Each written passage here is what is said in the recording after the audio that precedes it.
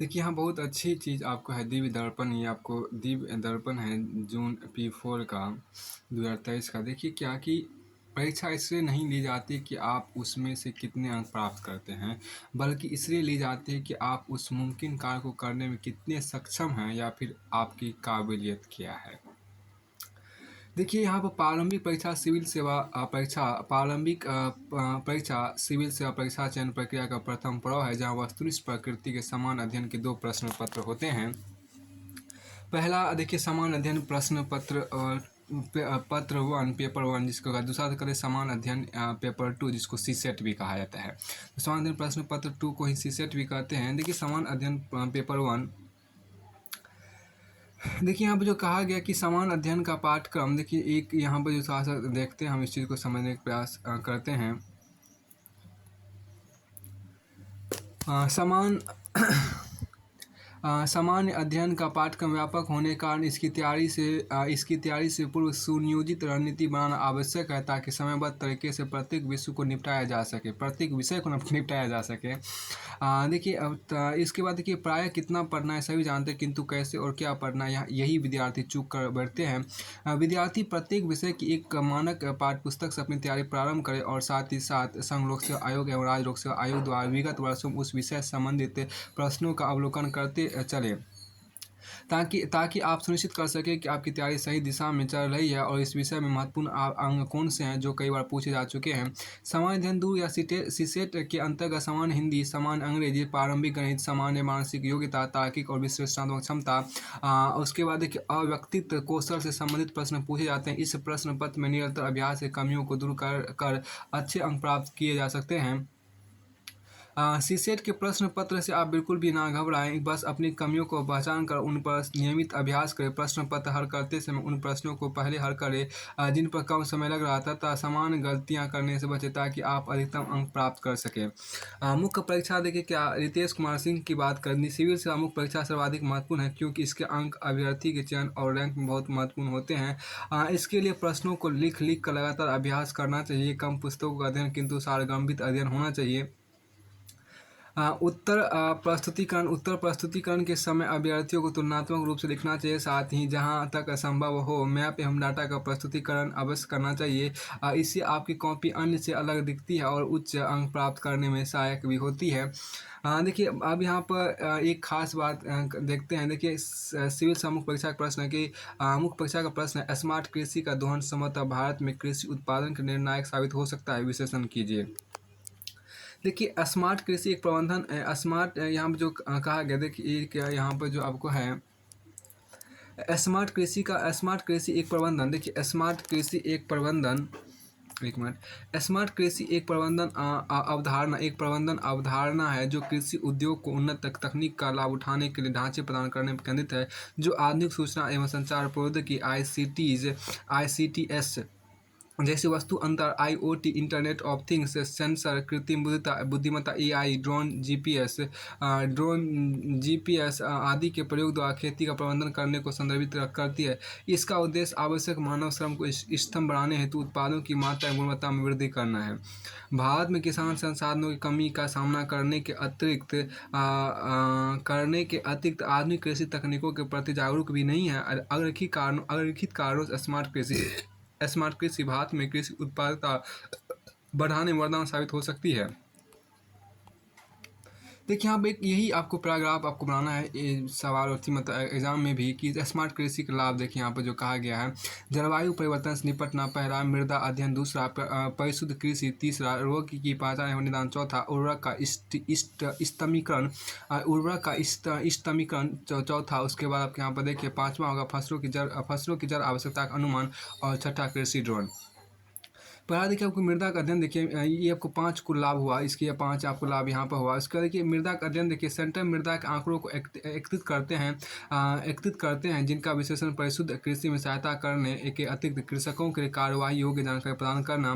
परिशुद्ध कृषि फसल एवं मृदा की वास्तविक स्थिति, समय निगरानी, पौधों के स्वास्थ्य की निगरानी एवं मौसम अनुमान जैसी प्रक्रियाओं के माध्यम से कृषि गतिविधियों को अधिक सटीक एवं सुनियोजित बनाता है। कृषक इस प्रणाली द्वारा प्राप्त ज्ञान के आधार पर खेतों का प्रबंधन कर सकते हैं। फिर तीसरा देखिए रोग की पहचान, यहाँ जो कहा गया रोग की पहचान एवं निदान की बात। देखिए पौधे की ये की जो यहाँ पर बात है, देखिए रोग की पहचान एवं निदान। देखिए पौधे की पत्तियों के चित्र लेकर एवं उनका कृत्रिम बुद्धिमत्ता के माध्यम से विश्लेषण करके या उन्हें जांच के लिए दूरस्थ प्रयोगशालाओं में भेजकर यह रोग की समय पर पहचान करने में सहायक होती है। फसलों की जल आवश्यकता का अनुमान।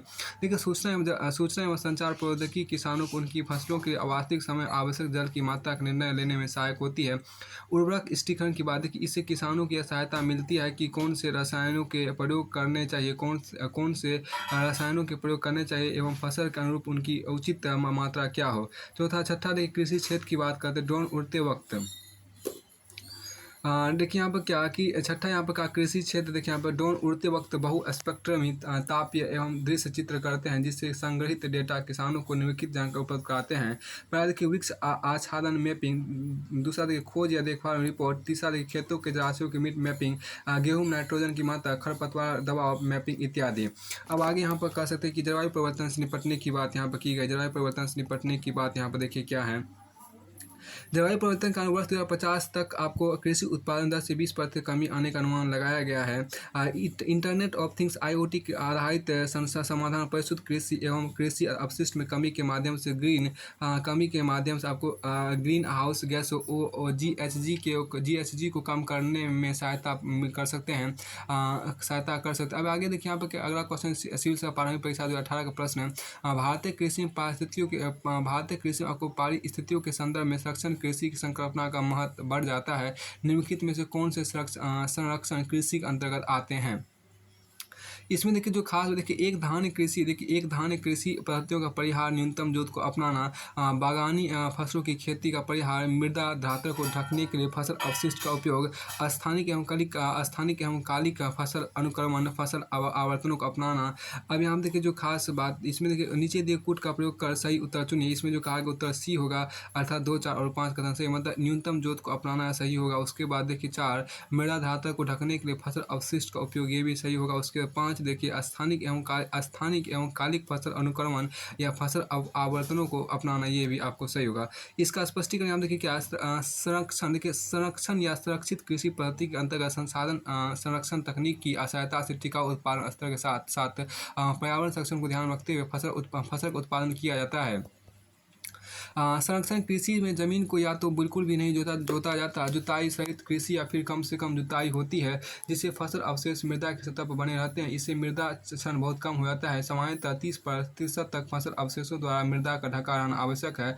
संरक्षण कृषि में फसल विविधीकरण एवं फसल चक्र क्रॉप रोटेशन अपनाना अति आवश्यक है।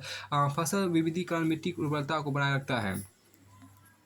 संरक्षण कृषि में देखो संरक्षण कृषि में कृषि रसायनों एवं कार्बनिक स्रोतों का संतुलित एवं समुचित प्रयोग होता है, ताकि कृषि की विभिन्न जैव क्रियाओं पर विपरीत प्रभाव न हो। संरक्षण कृषि की तकनीक को अमेरिका, कनाडा, अर्जेंटीना, ब्राजील इत्यादि देशों ने बड़े स्तर पर अपनी परिस्थितियों एवं क्षमताओं के अनुसार अपनाया है।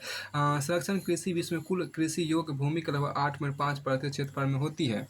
फिर आपको आगे यहाँ पे कहा गया देखिए कि देखिए संरक्षण कृषि के सिद्धांतों को पूर्ण रूप से लागू करने के कई संसाधन संरक्षण तकनीकें अपनाई जाती है, जैसे laser leveller, raised bed planter, happy seeder, turbo seeder से शून्य जुताई, बूंद सिंचाई आदि, जिसमें फसल संसाधनों का प्रबंधन सुचारू रूप से किया जा सके। देखिए सिविल मुख्य परीक्षा का प्रश्न है कि आपको पारिस्थितिकी संवेदनशील क्षेत्र इकोलॉजिकल सेंसिटिव जोन से आप क्या समझते हैं। गार्गिल समिति द्वारा प्रस्तुत पश्चिमी घाट पारिस्थितिकी संवेदनशील क्षेत्र के वर्गीकरण की योजना पर प्रकाश डाली है। तो प्रश्न विशेषण में देखिए इस प्रश्न में पारिस्थितिकी संवेदनशील क्षेत्र और इस संदर्भ में गार्गिल समिति की रिपोर्ट पर चर्चा करनी है। फिर देखिए पारिस्थितिकी संवेदनशील क्षेत्र की अवधारणा बताते हुए उत्तर प्रारंभ करें। इस संदर्भ में आपको गार्गिल समिति की रिपोर्ट के महत्वपूर्ण प्रावधानों को विश्लेषण करें और निष्कर्ष लिखें। देखिए पारिस्थितिकी संवेदनशील क्षेत्र को पर्यावरण वन और जलवायु परिवर्तन मंत्रालय द्वारा संरक्षित क्षेत्र, राष्ट्रीय पार्क और वन जीव अभ्यारण्यों के चारों ओर के क्षेत्र के रूप में अधिसूचित किया जाता है। इन क्षेत्रों को घोषित करने का उद्देश्य एक प्रकार के आघात अवशोषण की भूमिका निर्माण करना है, जिससे सुरक्षित क्षेत्रों को नियमित करने और उनके मध्य गतिविधियों का प्रबंधित करने में आसानी हो। ये क्षेत्र उच्च सुरक्षित क्षेत्रों से निम्न सुरक्षित क्षेत्रों के मध्य संक्रमण क्षेत्र का निर्माण भी निर्माण भी करते हैं। देखिए जैव विविधता के महत्व को समझते हुए भारत सरकार ने 1000 किलोमीटर लंबे पश्चिमी घाट में लगभग 56,885 वर्ग किलोमीटर क्षेत्र को पारिस्थितिकी संवेदनशील क्षेत्र घोषित किया। फिर देखिए ये पारिस्थितिकी अधिसूचित क्षेत्र 6 राज्यों में स्थित है, साथ ही यूनेस्को के विश्व विरासत स्थलों में सम्मिलित है तथा विश्व में जैव विविधता के हॉटस्पॉट में भी सम्मिलित है। इसी संदर्भ में सरकार ने माधव गाडगिल की अध्यक्षता में एक पैनल का गठन किया, जिसका कार्य पश्चिमी घाट के पारिस्थितिकी संवेदनशील क्षेत्रों का वर्गीकरण करना था। इस वर्गीकरण को अगर लिखित रूप में समझा जा सकता है। फिर यहाँ पे देखिए जो खास बात जो आपको कहा गया है कि समिति ने देखिए क्या कि समिति ने 122 तालुकाओं को ESZ 1, 2, 3 के रूप में वर्गीकृत किया। गोवा में अवस्थित ESZ 1 और 2 में खनन कार्यों के पर्यावरणीय मंजूरी पर रोक लगाई। ESZ 1 क्षेत्र में विविध बांधों के निर्माण पर रोक लगाई। ESZ 1 और 2 में प्रदूषण फैलाने वाले उद्योग जैसे कोयला आधारित विद्युत संयंत्र आदि की स्थापना नहीं की जा सकती। समिति ने ESZ के विकास के लिए ग्राम सभाओं की सहमति को महत्वपूर्ण माना। पश्चिमी घाट पारिस्थितिकी प्राधिकरण का निर्माण किया जाए और उसे जलवायु संरक्षण अधिनियम के तहत अधिकार दिया जाए। फिर यहाँ पर कहा गया देखिए पश्चिमी घाट पारिस्थितिकी प्राधिकरण का निर्माण किया जाए और उसे जलवायु संरक्षण अधिनियम के तहत अधिकार दिया जाए। यह गाडगिल समिति ने पश्चिमी घाट के पर्यावरण को सुरक्षित करने के लिए महत्वपूर्ण उपाय सुझाए, यद्यपि यह वास्तविक परिस्थितियों का आकलन करने में असफल रही है। इसी कारण के कस्तूरी रंगन की अध्यक्षता में एक नए पैनल का गठन किया गया, जिससे पर्यावरण और विकास के मध्य संतुलन बनाया जा सके। कस्तूरी रंगन समिति ने पश्चिमी घाट के 37% क्षेत्र को ESZ घोषित करने की सिफारिश की है। देखिए निष्कर्ष यह कहा जा सकता है कि गाडगिल समिति की सिफारिशों में व्यावहारिकता का अभाव था, यद्यपि यह पर्यावरण संरक्षण हेतु महत्वपूर्ण थी। इसलिए कस्तूरी रंगन समिति गठन द्वारा विकास और पर्यावरण के मध्य समन्वय स्थापित करने का प्रयास किया गया। अब यहाँ आगे देखिए कहा गया कि सिविल सेवा प्रारंभिक परीक्षा पारिस्थितिकी संवेदनशील के संदर्भ में निम्नलिखित में से कौन सा कथन सही है।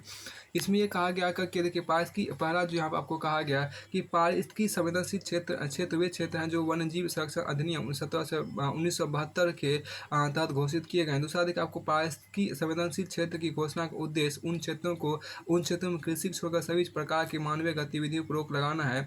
नीचे दिए कूट का प्रयोग करके सही उत्तर चुनिए। इसमें देखिए उत्तर डी होगा, ना तो 1 सही है और ना ही 2 सही है। सही उत्तर चुनिए। यहाँ पर देखिए उसके बाद आपको यहाँ पर सही उत्तर में यहाँ पर ना तो 1 और ना ही 2 आपको यहाँ पर सही है। अब एक आगे यहाँ पर जो कहा उसके स्पष्टीकरण में देखिए पारिस्थितिकी संवेदनशील क्षेत्र पारिस्थितिकी रूप से नाजुक क्षेत्र है और एक बफर के रूप में कार्य करने के लिए सुरक्षित क्षेत्रों के आसपास 10 किलोमीटर के भीतर के क्षेत्र हैं। 10 किलोमीटर के भीतर के क्षेत्र हैं। फिर देखिए उन्हें पर्यावरण और वन मंत्रालय द्वारा पर्यावरण संरक्षण अधिनियम 1986 की धारा 3 के तहत अधिसूचित किया गया, अतः कथन वनगत है। कुछ गतिविधियों को पर्यावरण की रक्षा के लिए या तो प्रतिबंधित या विनियमित किया जाता है। फिर देखिए पारिस्थितिकी संवेदनशील क्षेत्र में स्थानीय समुदाय द्वारा बागवानी, जैविक खेती, वर्षा जल संचयन, वैज्ञानिक अनुसंधान, पर्यटन आदि की अनुमति है, अतः कथन 2 भी गलत है। वे सुरक्षित क्षेत्रों के एक शौक अवशोषक के रूप में कार्य करते हैं और उच्च सुरक्षित क्षेत्रों से कम सुरक्षित वायु क्षेत्रों में संक्रमण क्षेत्र हैं। देखिए वे इन सीटू संरक्षण में सहायता करते हुए वनों की कमी और मानव पशु संघर्ष को कम करते हैं। वे सुरक्षित क्षेत्रों में शहरीकरण और विकासात्मक गतिविधियों के प्रभाव को कम करते हैं। फिर आगे यहाँ पर देखिए आगे यहाँ पर परीक्षा प्रश्न यहाँ पर मुख्य परीक्षा का आपको हर वर्ष 2022 हर वर्ष 22 अप्रैल को पृथ्वी दिवस क्यों मनाया जाता है, धरती माँ को बचाने के लिए हमें क्या क्या संकल्प लेने होंगे। देखिए हर वर्ष 22 अप्रैल को वर्ल्ड अर्थ डे यानी विश्व पृथ्वी दिवस मनाया जाता है। इसको मनाने का उद्देश्य लोगों को पृथ्वी के महत्व को बताना और पर्यावरण को बेहतर बनाए रखने के लिए जागरूक करना है। विश्व पृथ्वी दिवस मनाने की शुरुआत सबसे पहले 1970 में अमेरिकी सीनेटर गेलार्ड नेल्सन ने की थी। इसके ठीक एक वर्ष पहले यानी 1969 में कैलिफोर्निया के सांता बारबरा में 1300 कार्बनिक त्रासदी हो गई थी। इस हादसे ने कई लोगों को चपेट में ले लिया था। उसी दिन पर्यावरण संरक्षण की दिशा में काम करने का निर्णय लिया गया और नेल्सन के कहने पर 22 अप्रैल को करोड़ों की संख्या में अमेरिकियों ने पृथ्वी दिवस को सेलिब्रेट किया। पृथ्वी दिवस या अर्थ डे जैसे शब्द को दुनिया के सामने लाने वाले सबसे पहले व्यक्ति जूलियन कोनिंग थे। कोनिंग का जन्मदिन 22 अप्रैल को होता था। कोनिंग का जन्मदिन 22 अप्रैल को होता था। इसी वजह से पर्यावरण संरक्षण से जुड़े आंदोलन की शुरुआत भी उन्होंने इसी दिन की और इसे अर्थ डे का नाम दिया। देखिए अर्थ डे 2023 की थीम क्या है। हर वर्ष अलग अलग थीम के आधार पर पृथ्वी पृथ्वी दिवस मनाया जाता है। इस वर्ष वर्ल्ड अर्थ डे की थीम है invest in over plant, invest in our plant. देखिए मतलब हमारे ग्राम निवेश करें। इसमें मुख्य बिंदु है पर्यावरण संरक्षण के लिए मौजूद चुनौतियों को जानकर उन्हें खत्म करने के उपायों पर विचार विमर्श करना है। प्रमुख स्लोगन है क्या, देखिए प्रमुख स्लोगन यहाँ पर क्या, जीवन को हमें बचाना है, पृथ्वी को हरा बनाना है। बहुत अच्छी बात यहाँ पर स्लोगन है, जीवन को हमें बचाना है, पृथ्वी को हरा बनाना है। करते वृक्ष उजड़ते वन, मौत को है आमंत्रण। बहुत अच्छी बात यहाँ पर स्लोगन लिखा गया है, जीवन को हमें बचाना है, पृथ्वी को हरा बनाना। बहुत अच्छा यहाँ पर स्लोगन लिखा गया है। देखिए बहुत अच्छा यहाँ पर लिखा गया क्या कि जीवन को हमें बचाना है। देखिए जीवन को हमें बचाना है, देखिए जीवन को हमें बचाना है, पृथ्वी को हरा बनाना है। करते वृक्ष, देखिए करते वृक्ष उजड़ते वन, करते वृक्ष उजड़ते वन, मौत को है आमंत्रण। देखिए जन जन से यह कहना है, वृक्ष धरा का गहना है। जन जन से यह कहना है, वृक्ष धरा का गहना है। देखिए धरा नहीं होगी तो सब धरा रह जाएगा, धरा नहीं होगी तो सब धरा रह जाएगा। मत को धरती पर तुम सब अत्याचार, क्योंकि यही तो हमारी सांसों का आधार है। मत को धरती पर तुम सब अत्याचार, क्योंकि यही तो हमारी सांसों का आधार है। हमें धरती माँ को बचाने के लिए लिखित संकल्प लेना होगा। पहला, पृथ्वी के बिना इंसान का जीवन संभव नहीं है, इसे बचाने का हमें पेड़ पौधे लगाने का संकल्प लेना होगा। ऐसा करने से हरियाली के साथ ही ऑक्सीजन भी मिलेगी। पेड़ मिट्टी को काटने से भी रोकते हैं, इसलिए हमें पौधरोपण करना होगा और इसके लिए लोगों को जागरूक भी करना होगा। पृथ्वी को बचाने में जल संरक्षण बेहद अहम भूमिका निभाता है। पानी की बर्बादी हमारे भूमंडल के बिगड़ते हालात के जिम्मेदार है। हमें ज़्यादा से ज़्यादा पानी बचाने का संकल्प लेना होगा। भूगर्भ जल को बनाए रखना होगा, पानी बेवजह खर्च ना करें, बारिश के पानी को स्टोर करके उसका इस्तेमाल करना चाहिए। फिर आपको आगे यहाँ पर कहा गया कि पूरी दुनिया से आज बढ़ती वाहनों की संख्या और हवाई जहाज़ों की मांग से ग्लोबल वार्मिंग बढ़ रही है। वाहनों एवं हवाई जहाज़ों से निकलने वाला धुआं वायु प्रदूषण का प्रमुख कारण बनता जा रहा है। अगर ज़्यादा दूर ना जाना हो तो साइकिल का इस्तेमाल करना चाहिए। अगर साइकिल ना चलाया जाए तो पब्लिक ट्रांसपोर्ट का इस्तेमाल करें। कूड़े कचरे का उचित प्रबंधन करना होगा। रिसाइकलिंग नहीं होने के कारण जगह जगह कचरे के ढेर लगे रहते हैं, जो वायु प्रदूषण जल प्रदूषण का कारण बनते हैं। ऐसे में हमें कचरा प्रबंधन पर विशेष ध्यान देना होगा। पृथ्वी बचाने के लिए बिजली का कम इस्तेमाल करना बेहद जरूरी है। बिजली बनाने में कोयला और प्राकृतिक गैसों का सर्वाधिक इस्तेमाल होता है। इन पदार्थों को ज़्यादा जलाने से पर्यावरण प्रदूषण होता है। हमें सौर ऊर्जा का इस्तेमाल करने का संकल्प लेना होगा। एसी का तापमान 25 डिग्री तक ही रखें। ऐसा करने से ग्रीन हाउस गैसों का उत्सर्जन कम होता है। हमें कम से कम केमिकल का इस्तेमाल करना चाहिए। नहाने, कपड़े धोने, बर्तन धोने, हाथ धोने में इस्तेमाल किए जाने वाले केमिकल नाली के रास्ते बड़े नाले से होता हुआ नदियों में मिलेगा, जिससे नदियाँ प्रदूषित होगी। इससे हमारे पर्यावरण पर खराब असर पड़ेगा। उसके देखिए आपको प्रारंभिक परीक्षा यहाँ पर है क्या कि विश्व में मनाए गए 22 अप्रैल 2023 को पृथ्वी दिवस का मुख्य विषय क्या था। देखिए सभी के लिए स्वास्थ्य, यहाँ पर जो दी होगा क्या, इन्वेस्ट इन आवर प्लानेट था। इस पर देखिए दुनिया भर के देश हर वर्ष 22 अप्रैल को अर्थ डे यानी पृथ्वी दिवस मनाते हैं। पृथ्वी और इसके वातावरण को सुरक्षित करने के उद्देश्य लोगों को जागरूक करने के लिए पृथ्वी दिवस मनाया जाता है। भारत सहित लगभग 195 देश पृथ्वी दिवस मनाते हैं। पृथ्वी के महत्व को समझते हुए और इसके संरक्षण के लिए पूरे विश्व के लोगों ने एक दिन का चुनाव किया है, जिसे अब पृथ्वी दिवस के नाम से जानते हैं। वर्ष 2023 यहाँ देखिए क्या कि वर्ष 2023 के पृथ्वी दिवस की theme invest in our planet है। इसके साथ ही विश्व पृथ्वी दिवस का 53वां आयोजन हुआ। 22 अप्रैल को मनाए जाने वाला अंतर्राष्ट्रीय पृथ्वी दिवस वर्ल्ड अर्थ डे का मुख्य उद्देश्य लोगों को अंतर्राष्ट्रीय स्तर पर एकजुट कर पर्यावरण संरक्षण हेतु अपना सहयोग देने के लिए प्रेरित करना है, ताकि इस ग्रह को नुकसान पहुंचाने वाले मानव गतिविधियों को कम किया जा सके। फिर आपको यहाँ पर देखिए आगे जो एक आपको इसमें है उसको हम थोड़ा सा इस चीज़ को हम बाद में देखेंगे। देखिए विज्ञान और प्रौद्योगिकी से रिलेटेड जो क्वेश्चन है उसको हम बाद में देख लेंगे।